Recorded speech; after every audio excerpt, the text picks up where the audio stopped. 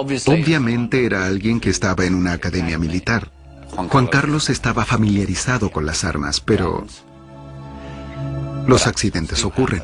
¿Cómo pudo una bala perdida terminar en sus fosas nasales? Para entrar por la fosa nasal debe dispararse desde un ángulo de muy abajo, para que penetre. Ese ángulo bajo es para Martínez Inglés muy comprometedor. Una de las cosas que más me han hecho sospechar que aquello pudo haber sido un homicidio es que la bala no entró sola en las fosas nasales. Y para penetrar en el cerebro, pues eso me cuesta mucho trabajo de creer en un accidente, ¿no? Pero ¿por qué Juan Carlos, heredero del trono, querría matar a su hermano menor? Un motivo posible. Una lucha de poder por el trono.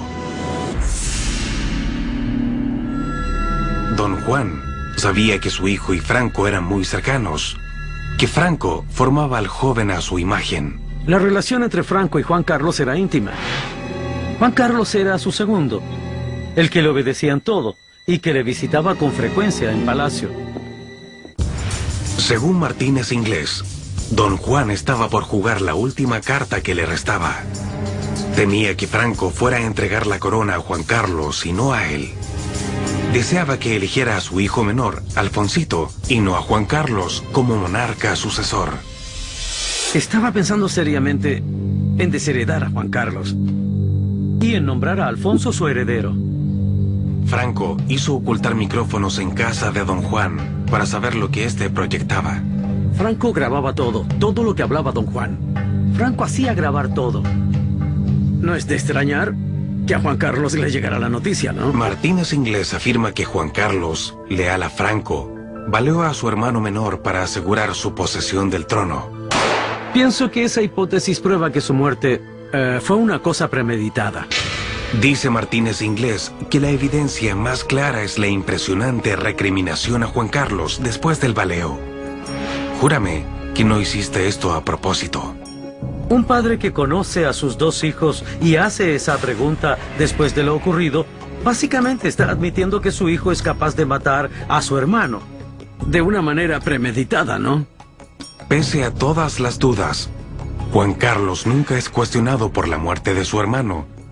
Y la transición de poder sigue el gran plan de Franco.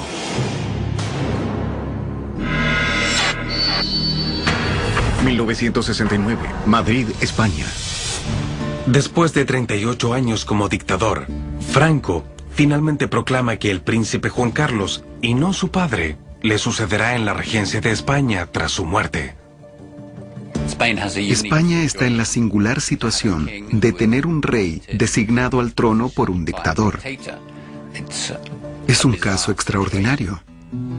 6 años después, en 1975, muere Franco. Por primera vez desde 1931, un rey de la Casa Borbón rige en España.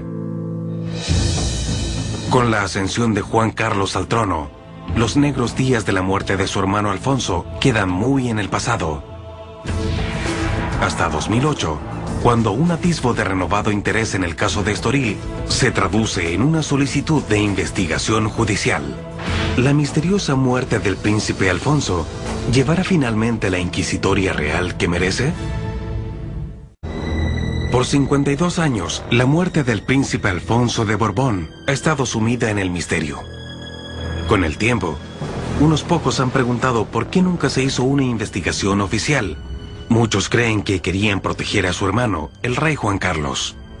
Pero el silencio prevalece hasta el 2008. Es entonces cuando un coronel en retiro, Amadeo Martínez Inglés, quien cree que Juan Carlos pudo matar intencionalmente a su hermano, demanda una nueva investigación de la muerte de Alfonso. Pero que yo de mis investigaciones, colegía que podía ser un asesinato premeditado. Solicité entonces al Procurador General de Portugal que abriera una investigación en Estoril. Creo que es muy importante saber si un rey o un jefe de Estado es o no un asesino. Martínez Inglés no logra la respuesta que esperaba. Pocas personas creen sus afirmaciones, incluyendo al Procurador General. El fiscal general de Portugal mandó una nota diciendo que había cerrado el caso por falta de evidencia, que no encontraba indicio, que había pasado mucho tiempo. Y puesto que nunca se efectuó una autopsia, la teoría de Martínez Inglés de un tiro fatal disparado intencionalmente desde un ángulo bajo nunca se probó. Más aún, para muchos era difícil creer que Juan Carlos hubiera cometido ese crimen, dada su conducta desde que era rey. Creo que hubo muchas expectativas diversas cuando Juan Carlos asumió. Juan Carlos era rey porque Franco lo había elegido. Lo razonable era suponer que habría cierta clase de continuismo. Muchos españoles esperaban que el nuevo rey sería un mini Franco. Pero lo que obtuvieron fue muy distinto. Lejos de continuar las políticas de Franco, Juan Carlos procedió a desmantelarlas. Reinstaló una monarquía constitucional y dio pasos audaces para ingresar a España a la democracia. Finalmente, Juan Carlos transfirió gran parte del poder monárquico a un gobierno democrático. Como resultado, hoy es considerado como uno de los gobernantes más populares del mundo iberoamericano. Sobre todo me parece que se ha rendido un gran servicio al bien común de los españoles. Pudo haber seguido cualquier rumbo, pero tomó el que conocemos, el de la democracia. Tomando en cuenta que Juan Carlos no siguió los pasos de Franco, para muchos es difícil creer la teoría de Martínez Inglés de que Franco hasta hizo que lavaran el cerebro al príncipe para que matara a su hermano. Sí, mire, cualquier especulación que se haga sobre eso. Fue un accidente lamentable, fue un doloroso accidente que le pudo haber ocurrido a cualquier familia. El libro de Martínez Inglés fue generalmente desestimado cuando se publicó. Pero aunque la mayoría no creyó su teoría de que Juan Carlos mató a Alfonso, no hay duda que esa muerte ha tenido un efecto persistente en el rey. Se especula respecto a un aura de melancolía en Juan Carlos, y que fue ese hecho el que lo marcó por el resto de su vida. Marcó mucho a don Juan Carlos porque ver a su hermano morir le privó de la alegría de vivir. Esa la perdió y la verdad es que no la recuperó nunca. Octubre de 1992, Madrid, España. 36 años después del baleo y 17 años después que asumiera el trono, el rey Juan Carlos hizo su primer y único gesto público hacia su hermano. Don Juan se sintió enfermo de muerte y deseaba que su hijo regresara a España y fuera sepultado en el Panteón Real. Juan Carlos dijo sí y trajo a don Alfonso al país. La ceremonia familiar en la cripta real de El Escorial, cerca de Madrid, fue privada. Don Juan de Borbón falleció 5 meses después. Con su muerte, se fue su conocimiento de lo que ocurrió ese día y lo que pudo haber tratado de silenciar.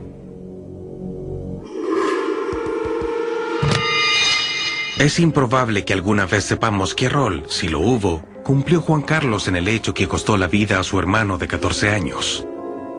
Nunca ha comentado esa muerte en público. Hay mucha sensación de misterio en determinadas circunstancias que solo perciben o creen percibir unos pocos. Muchos españoles quizás ni siquiera saben que Juan Carlos podría ser el responsable de la muerte de su hermano. La única persona que sabe lo que ocurrió es el propio rey Juan Carlos. Pienso que nunca sabremos todo lo que pasó entre Juan Carlos y Alfonso en ese cuarto, en Estoril.